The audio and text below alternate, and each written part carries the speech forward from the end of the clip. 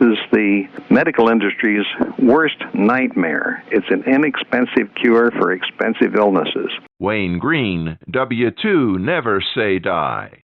This is Rain Hamcast podcast number 75, W2 NSD Pontificates, posted September 3rd, 2022, voiced by Will Rogers, K5WLR. Are you familiar with the name Wayne Greene? Wayne was the outspoken publisher of 73 magazine from 1960 to 2003. He became a silent key on September 13, 2013. Borrowing from the obituary published by the ARRL, the National Association for Amateur Radio, a hallmark of 73 was Wayne's iconic rambling and wide-ranging Never Say Die editorials, in which he rarely missed the opportunity to tweak the ARRL and its magazine competitors for their perceived shortcomings. There hardly was an issue that Greene would not confront. He expounded upon a variety of unconventional science, health and medical theories from cold fusion and landing on the moon to AIDS and cancer cures. In the fall of 1998, RAIN founder Hap Holly, KC9RP, approached Wayne with the idea of producing a weekly audio podcast. It became known as Wayne Green Pontificates. And pontificate he did. Here's one of those 10-minute columns Wayne voiced back in 1999. Hi there, this is Wayne Greene, W2NSD calling. W2 Never Say Die, Portable 1, Hancock, New Hampshire. I just putting together a little kit, which I'm going to call a bell saver kit.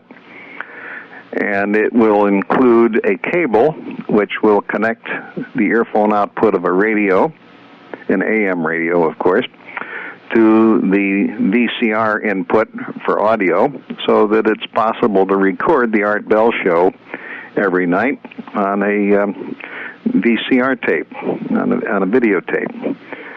And if you set your tape for long play, or super long play, you can record all 5 hours of Art Bell. And don't tell him this, but you can fast forward through the news and commercials and so forth, and get right down to the nitty-gritty and listen to some of the fascinating guests that he has on and will have on. For instance, he had Robert Bigelow on, who's a fellow that's investing $500 million to get started on a project to have a rocket ship hotel that will orbit the Earth and then be able to go around and do a couple spins around the moon and come back again with the people that are vacationing and things like that. Anyway, I have this kit, which I'm going to sell for $5, which includes a 6-foot piece of cable with the 2 connectors on to connect the radio to the VCR, and instructions on how to program the VCR so that you don't miss Art Bell every night. I've been taping him now for a couple of years, and golly, he has some fascinating, and he has some turkeys on also. I listen to him for about a half hour and say, well, that's enough of that. But others, boy, I listen all the way through, and they're fascinating. And frequently they've written a book, and then I get the book and review it, and you'll read about it in my Secret Guide to Wisdom, which is $5, and that is a review of about 100 books. And I say, look, you're crazy if you don't read these books, because they will explain an awful lot to you. At any rate, another book that I have is on the bioelectrifier, and let me tell you a little bit about the history of that one. I heard about this from a fellow who used to work for me, Jim Morissette. When I first took over as editor of CQ, I hired him on as my assistant editor, and we had a lot of fun. We'd go out water skiing. I had a boat at that time. We go out water skiing every afternoon, and it was real tough. We took a trip down to the Virgin Islands and stuff like that, and I had a lot of fun. Later, after he left, and I got another fellow to replace him, I had an opportunity to go to Antarctica And that's kind of a story in itself. But at any rate, I didn't want to take the time off to do it, so I sent him down there, and he did a report on the hamming in Antarctica. It was a free trip that the Navy put on, and we had a lot of fun with that. But at any rate, one day he mentioned that a fellow that most of us knew named Bob Beck had come up with a way to cure AIDS, HIV.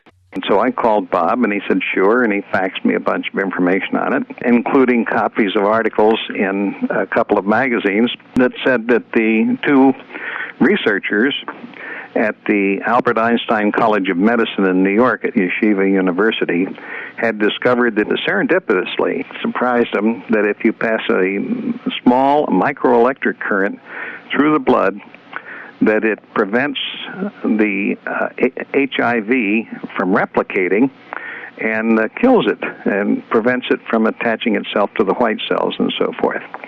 And they went on to further research, and they found that passing this electric current through the blood also got rid of any parasites, any yeast infections, stuff like that, microbes, anything that's in there that's harmful. And so they got a patent on it, but they didn't publish. The news leaked out through Science News, but they didn't publish on this. The word got around, and several hospitals have patented the process, but they all do it by taking the blood out of people and passing the electric current through it and then putting it back in again. And this, of course, makes it so that it's going to cost, $20,000 to $100,000 for the process. So Bob Beck said, well, he's a physicist. He's the fellow who has all the original patents on flash guns for photography and so forth. And he said, well, heck, why take the blood out when you can put a couple of electrodes over the arteries, and the blood circulates down through the body every few seconds, so that way you can pass the electric current through all of the blood just by letting the circulation of the blood in the body take care of it. So he did a test with this and was curing people of AIDS right and left. I heard about this, and so I wrote about it in 1973. You're listening to an audio column Hap Holly, KC9RP, produced in the late 1990s called Wayne Green Pontificates.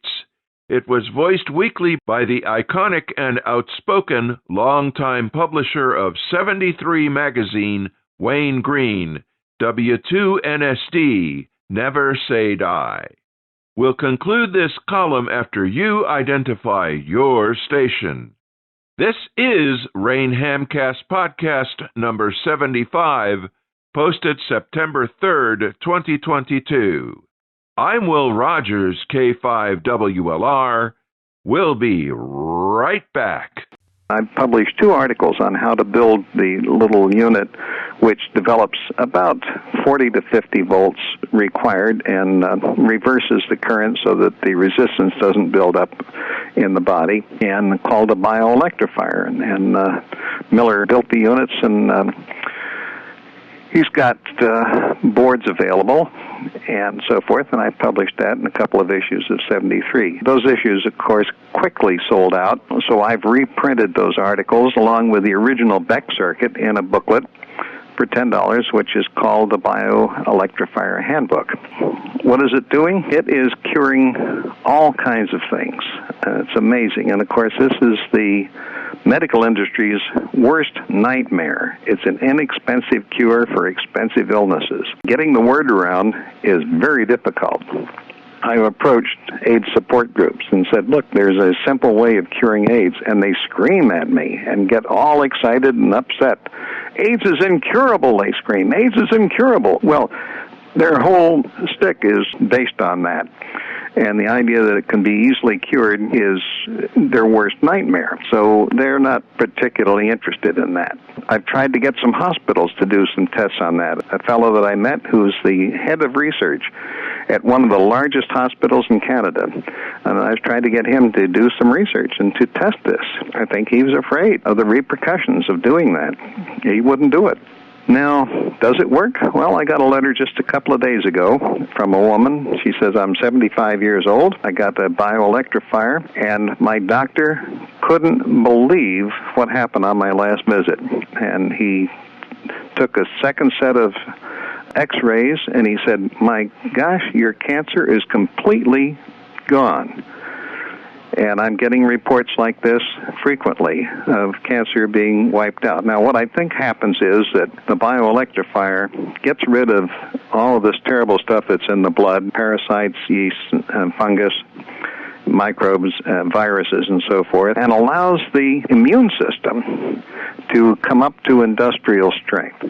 Now, one of the things that cancer researchers have discovered is that you get cancer primarily because your immune system has been compromised. And we do that with poisons such as alcohol, coffee, cigarettes, and aspartame, which is known as NutraSweet, mercury in our teeth, and so forth from amalgam teeth. These are all poisons that make our immune system so it doesn't work so well. The body is constantly generating cancers, and the immune system's business is to get in there, find them, and get rid of them. If you darn near kill the immune system, naturally you're going to get cancer of something. Where it gets is irrelevant. They all come from about the same source. So when you rebuild your immune system, it gets rid of that and gets rid of the cancers. That's what's been going on. There is a company up here in New Hampshire that is making the bioelectrifier units for $155 for the electronically challenged. But for hams, it should be no problem. The parts cost less than $20 from Mouser Electronics. And you can build it in an evening. There's not much to it. It's very simple. Just takes a 9-volt battery, builds it up with a voltage multiplier to about 50 volts, and reverses the polarity about 8 times a second. I recommend using the Schumann frequency, which is 8.3 hertz, just for the heck of it. But at any rate, that's what's happening. Cancer and AIDS and Lyme disease and a whole bunch of these other things are curable. Now, you'd say, well, why isn't the American Cancer Society, why aren't they all excited about this? Well, if you put yourself in the position of the head of the American Cancer Society, you're making a couple $1 million a year, you've got 20,000 people working for you, and you have a big campus of buildings, all devoted to finding a cure for cancer. Well, what is your worst nightmare? It's a simple, inexpensive cure for cancer. That's the worst thing that could happen and destroy your whole world. So they're not interested. And, of course, the same thing goes for the research institutes that are devoted to all of the other major illnesses. Oh, wait till you read some of the books that I've reviewed in my Secret Guide to Wisdom about the medical industry and how they have gone to great lengths to destroy anybody who comes up with inexpensive cures for things. They've been doing this for many, many years. And the result is that we have the most expensive health, and I use that term loosely, healthcare system, I should say medical industry, in the world. And we're having third world results as a result of all of that. Our children are not living as healthy and long as they could. And we're down about the bottom on all of these things as far as actual health is concerned. So I have a book out anyway called The Secret Guide to Health, which tells how you can get healthy and what poisons to avoid, what food to eat, and so forth, that your body is designed to use, etc. And I even have a new little pamphlet out that I'm throwing in with the Secret Guide to Health, which explains how anybody who wants to lose weight can do it, and do it without dieting, without exercise, and so forth and so on. And this is a magical new approach that I've just discovered and I've written about, and it all fits together and makes sense. Well, if you darn near kill the immune system, naturally you're going to get cancer of something. Where it gets is irrelevant. They all come from about the same source. How do you get in touch with me? Very simple. Wayne Greene, Hancock, New Hampshire. 03449. That's Hancock, New Hampshire, 03449. I'll get you a catalog of my books and so forth, and you can find out about it, or you can look me up on the web at www.waynegreene.com and get my catalog there in the order form, and I'll look forward to getting it by fax or by email, for that matter. And I guess that'll hold you for now. Glad you tuned in to W2NSD, W2 Never Say Die, Portal 1, Hancock, New Hampshire. Wayne Greene signing off. The thoughts and meanderings of Wayne Greene, W2NSD, the outspoken publisher of 73 magazine from 1960 to 2003. RAIN founder Hap Holly, KC9RP, produced this early podcast in the late 90s. Wayne became a silent key on September 13, 2013. As stated by former ARRL CEO Dave Sumner, Wayne Greene will be remembered in many different ways by many different people, but he will be long remembered.